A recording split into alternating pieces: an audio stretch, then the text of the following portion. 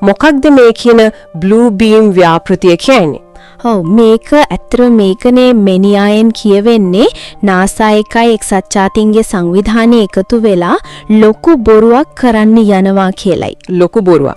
ඔව් ඒ කියන්නේ හොලෝග්‍රෑම් වගේ අර දියුණු තාක්ෂණයෙන් ව්‍යාජ පිටසක්වල ආක්‍රමණයක් හරි නැත්නම් ආගමික දර්ශනයක් හරි දෙවි කෙනෙක් ආවා වගේ එහෙම දෙයක් මවනෝ. අන්තිම අරමුණ නවලෝක පරයයක්. ඒ කියන්නේ තනි ලෝක ආණ්ඩුවක් හදන එක. හරි. එතකොට මේ කතාව මුලින්ම ගෙනාවේ කවුද? කවදා වගේද මේක පටන් ගත්තේ? මේක ප්‍රසිද්ධ කලේ 90 ගණන් වල මුලදී වගේ සර්ච් මොනාස්ට් කියලා කැනේඩියානු ජාතික මාධ්‍යවේදියෙක්.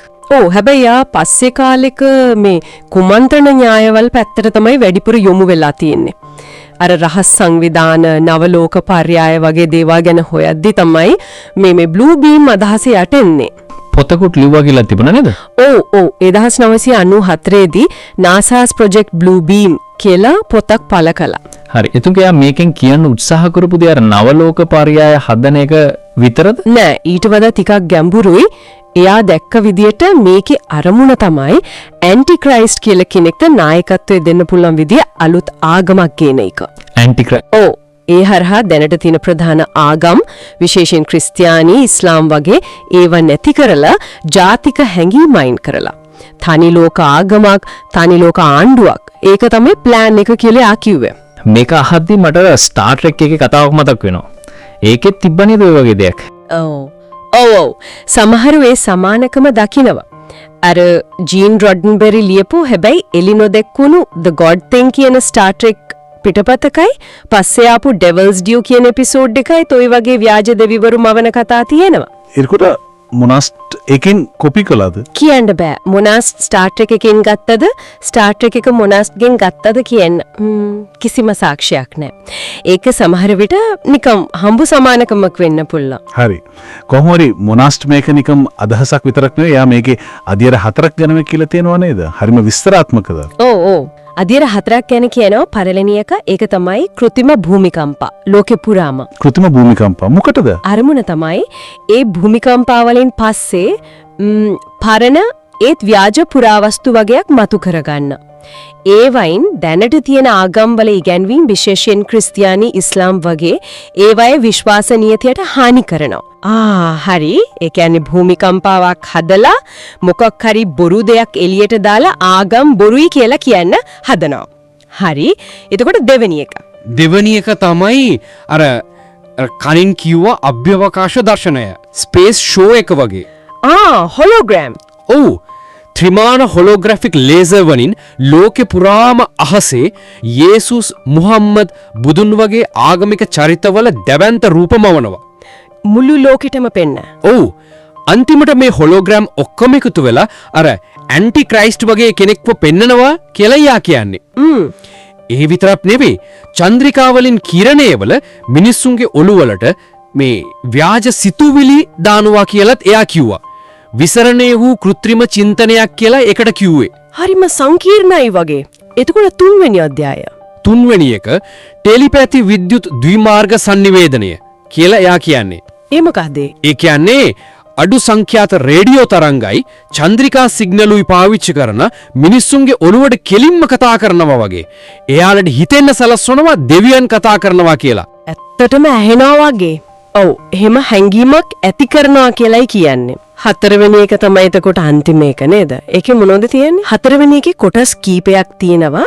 එකක් පිටසක් වල ආක්‍රමණයක් එනවා කියලා මිනිස්සු හොඳටම බය කරනවා. අර මුලින් කිව්වා වගේ. ඔව්. ඊළඟට ක්‍රිස්තියානියට කියනවා යාළගේ අර රැප්චර් එක ස්වර්ගයට යන එක දැන් හරිම ළඟයි කියලා.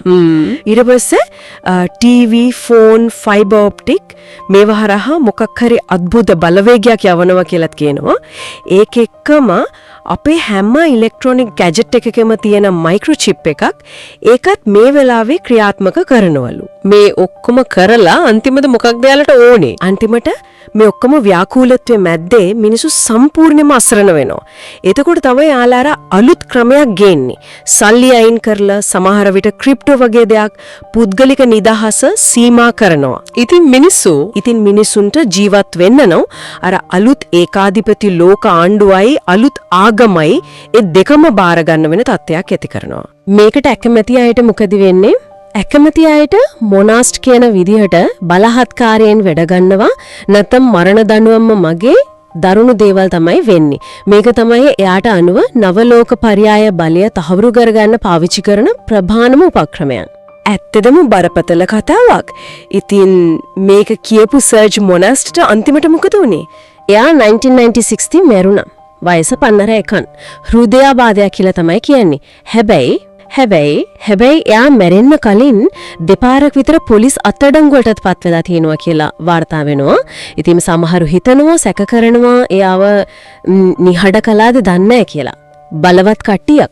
ඒක තවත් කුමන්ත්‍රණ න්‍යායක් වගේ. එතකොට ඔව් ඒකත් එහෙම තමයි. තහවුරු කරන්න බෑ. ඉතින් ඇයි මේ කතාව මේ බ්ලූ බීම් කතාව දැන් ආයෙමත් කතා වෙන්න ගත්තේ මෑතකදී?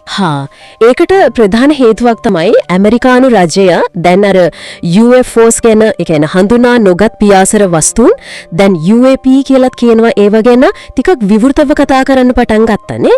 ඔව් ඒක ඇත්ත. ඉතින් සමහරු මේ දේවල් දකින්නේ අර මොනාස්ට් කියපු අභ්‍යවකාශ දර්ශනය පෙන්වන්න නාසායක කරන අර්ථදා බැලීම් වද්ද කියලා.